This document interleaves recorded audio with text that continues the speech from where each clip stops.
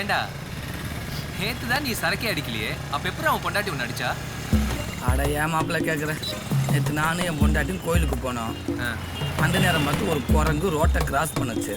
சரி. உடனே என் பொண்டாட்டி, என்னங்க உங்கள் சொந்தக்காரங்க போகிறாங்க பாருங்க அப்படின்னா.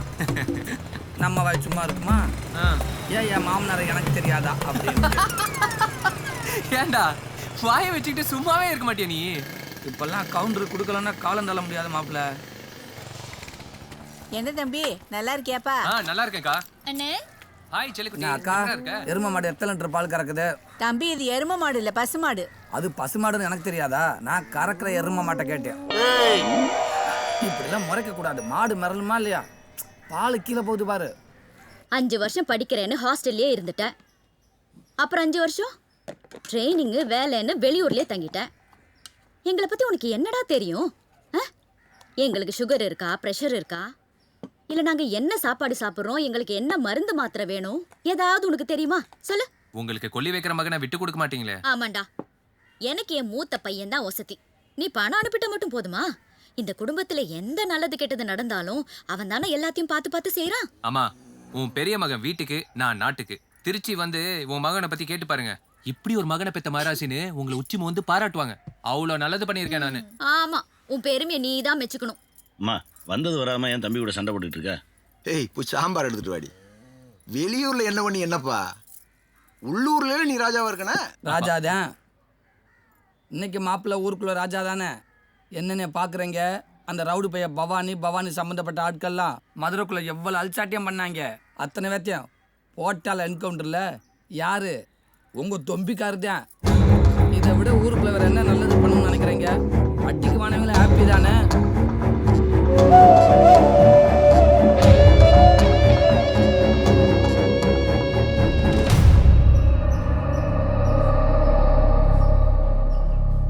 எங்கள் தாத்தா ராமசாமி ஐயா சுதந்திர போராட்ட தியாகி, 4 முறை அமைச்சராக இருந்தவர், ரொம்ப நேர்மையானவர். போலீஸ் ஸ்டேஷனில் போய் என் பேரை ஏன்டா சொன்ன? அது வந்துப்பா பொன்னிச்சாமி என் சிநேகிதப்பா, அதனாலதான்ப்பா. நல்ல பேர் சம்பாதிக்க ரொம்ப நாள் ஆகும்டா. சம்பாதிச்ச பேரை கெடுக்க 1 நிமிஷம் போதும்டா. என்னை மன்னிச்சிருங்கப்பா. உங்க பேரு கட்டு போற மாதிரி இனிமே எப்பவும் நடக்க மாட்டேன்ப்பா. அந்த நிமிஷத்துலேருந்து அரசியலில் ஈடுபட வேண்டாம்னு எங்கள் அப்பா முடிவு பண்ணிட்டாரு. தாத்தா இறந்ததுக்கப்புறம் எத்தனையோ அரசியல்வாதிகள் வந்து எங்கள் அப்பா கிட்ட ஆதரவு கேட்டாங்க, மறுத்துட்டாரு.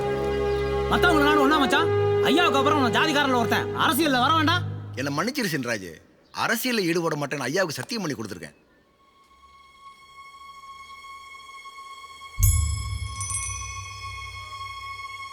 நீங்க வர வேண்டாம் மச்சான், நான் மாப்பிளைய கூட்டிட்டு போறேன். சின்ராசு என்னை வலுக்கட்டாமல் எடுத்துகிட்டு போனான். வாடி. அன்னைக்கு தான் என் வாழ்க்கையே மாறிச்சு. சின்ராசுக்காக ஓட்டு கேட்டு வீடு வீடாக போனேன். அப்போ தான் மக்கள் என் தாத்தா மேலே வச்சிருக்க மரியாதையை நான் பார்த்தேன். அந்த எலெக்ஷனில் என்னால் சின்ராசு ஜெயிச்சான், மந்திரி ஆனான். அடுத்த 4 வருஷத்தில் அவனுக்கு பணம் பதவின்னு எல்லாமே கிடைச்சிச்சு. எவ்வளோ பணம் இருந்து என்னடா பிரயோஜனம்? நம்ம சாதி சாணம்ல ராமசாமி ஃபேமிலியை தான் மதிக்கிறாங்க. அட நீங்கள் வேறனே, அவங்க தெய்வம் இல்லைன்னா நீங்கள் ஜெயிச்சிருக்க முடியாதுன்னு பேசிக்கிறாங்க. ராமசாமி ஃபேமிலியை நான் ஜெயிச்சே ஆகணும். செல்வத்துக்கு அரசியல் சுட்ட கொஞ்சம் நீ காமி. உனக்காக எலெக்ஷனில் 2 கோடி ரூபா செலவு பண்ணுறேன். வரவும் வரவள அவங்க தாத்தா பேரை சொல்லி ஜெயிச்சிட்டு போகிறான். நீ என்ன தப்பு? உனக்கு விருப்பம் நான் நில்லுப்பா. ஆனா ஒரு விஷயம், அரசியலில் சம்பாதிக்கிற ஒரு பைசா கூட இந்த வீட்டுக்குள்ள வரக்கூடாது. அதே மாதிரி அரசியலுக்குன்னு பணம் எதுவும் என்கிட்ட கேட்கக்கூடாது. சரிப்பா. அந்த வெங்கடேஷ் பணம் தருவான்னு நம்பி தேர்தலில் நின்று நம்பிக்கை துரோகம் பண்ணான். என் ஃப்ரெண்ட் லால் கொடுத்த பணத்தை வச்சு எலெக்ஷன் வேலையை பார்த்தேன். ஒவ்வொருத்தர் காலையும் விழுந்தேன். ஆனால் என்னோட உழைப்பு, எங்கள் ஐயாவோட பேரை மீறி சின்ராசோட பணபலம் தான் ஜெயிச்சது. குடும்பத்துக்கு பேர் இருந்தால் மட்டும் பார்த்தா செல்வம், கொஞ்சம் பணமும் வேணும். நாம் தோற்று போகிறப்ப போடுற வேதனையை விட வர்றவன் போகிறவெல்லாம் நமக்கு அட்வைஸ் பண்ணுவானே, அதுதான் உலகத்திலேயே ரொம்ப கொடுமையானது. என்ன ஆனாலும் மனசு மட்டும் விட்டுறாத செல்வம். அரசியல்லாம் அவ்வளவு ஈஸி இல்லை தம்பி. லக்ஷ்மி நீங்க தோத்து போனதான் சாடையா குத்தி பேசுறா. அரசியல் எல்லாம் உங்களுக்கு சரி வராது, வேணா விட்டுருங்க. ராமசாமி ஐயாவே தோத்தது மாதிரி தான் ஊரே சொல்லுது. இப்படி ஒரு பேர் வந்துடக்கூடாதுன்னா அப்பவே அரசியல் வேணாம்னு நான் முடிவெடுத்தேன். எனக்குள்ளே இருந்த அரசியல் ஆசை வெறியாக மாறிச்சு. என்னை ஏழனமாக பார்த்து அந்த உலகத்தை எட்டி மிதிக்கணும்னு கோவம் வந்துச்சு. இன்னைக்கு அரசியலை ஜெயிக்க பணம் தான் முக்கியம்னு உணர்ந்தேன். என் நண்பன் லால் மூலமாக பவானி அறிமுகமான எல்லா பிஸ்னஸ்மேன்களையும் மிரட்டி பணம் கேட்டு, பணம் தராதவங்களை கொண்டு பாலத்துக்கு கீழே போட்டு எல்லா பிஸ்னஸ்மேனுக்கும் பயம் வந்துச்சு. எங்களுக்கு பணம் வந்துச்சு. என் நண்பன் லாலை சின்ராஸோட சேர வச்சேன். சின்ராஸோட அத்தனை ஊழலும் இப்போ எனக்கு தெரியும். எத்தனை பேரை கொன்னாலும் எவ்வளோ பணம் செலவானாலும் நான் மினிஸ்டர் ஆகணும். மாமா மாமா ஃபோன்.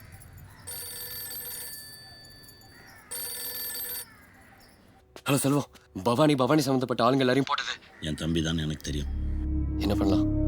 அவன் எஸ்ஐ கொண்ட கேஸுக்காக மட்டும்தான் இதுக்குள்ளே வந்திருக்கான். மறுபடியும் திருச்சி போயிடுவான். நம்ம பிரச்சனைக்கெல்லாம் வரமாட்டான். விட்டுரு. சரி.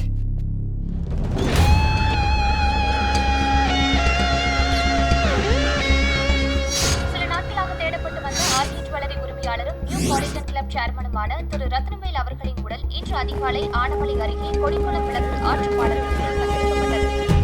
சார் வாங்க மிஸ்டர் ஜெயசீலன். பவானியோட எல்லாம் முடிஞ்சு போச்சுன்னு நினச்சோம். But the impact of murder என் ஃப்ரெண்டுக்கும் நடந்திருக்கு. ஜெய்சீலன் சார், இந்த கேஸை நீங்கள் அஃபிஷியலாக ஹேண்டில் பண்ணுங்க. Yes sir.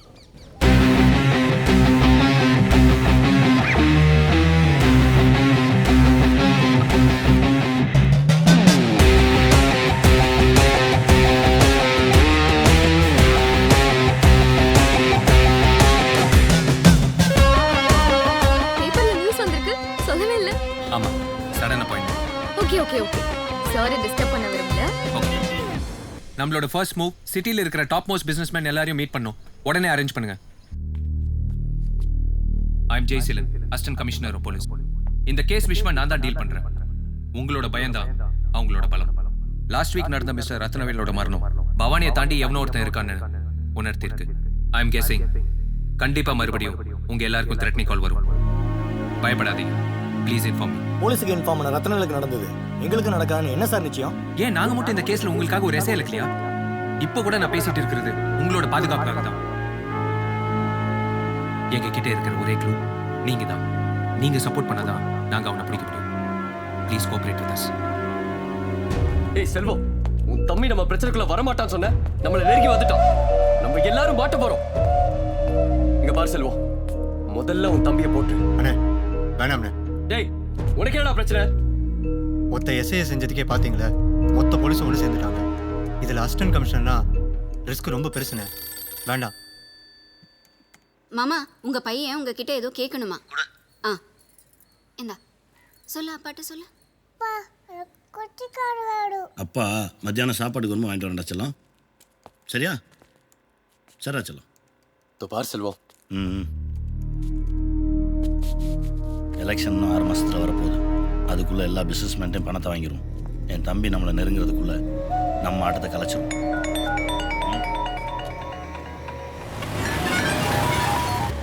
சொல்லுங்க. என்ன சார் போலீஸ் மீட்டிங்கா? யாருங்க? பாலத்து கீழே செத்து கிடந்த 5 பேருக்கு மட்டும்தான் நாங்கள் யாருன்னு தெரியும். 2 கோடி ரூபா பணம் ரெடி பண்ணுறேன். இல்லை பாலத்துக்கு அடியில் நீயே செத்து கிடப்ப.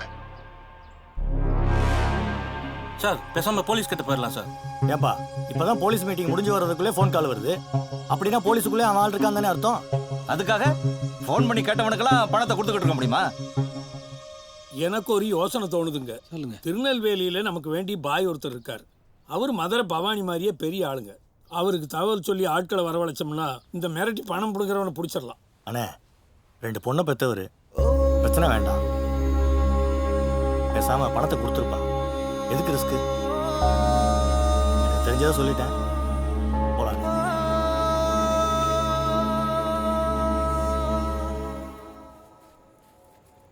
தம்பி அண்ணே. வெளியே போறியா? ஆமாண்ணே, ஆஃபீஸ் வரைக்கும். என் வண்டியை நான் சர்வீஸ் விட்டுருக்கேன். என்னை கொஞ்சம் மார்க்கெட்டில் விட்டு போறியா? வாங்கண்ணே. என்னம்மா? அப்பாக்கு மாத்திரை தீர்ந்து போச்சு. நீ வரும்போது வாங்கிட்டு வந்துறியா? சரிம்மா. இந்த நேரத்தில் எங்கே போகிற? அந்த பிஸ்னஸ்மேன் கிட்னாப் விஷயமா ஒரு சின்ன க்ளூ கிடைச்சிருக்கு. அதை விசாரிக்க தான் போகிறேன்.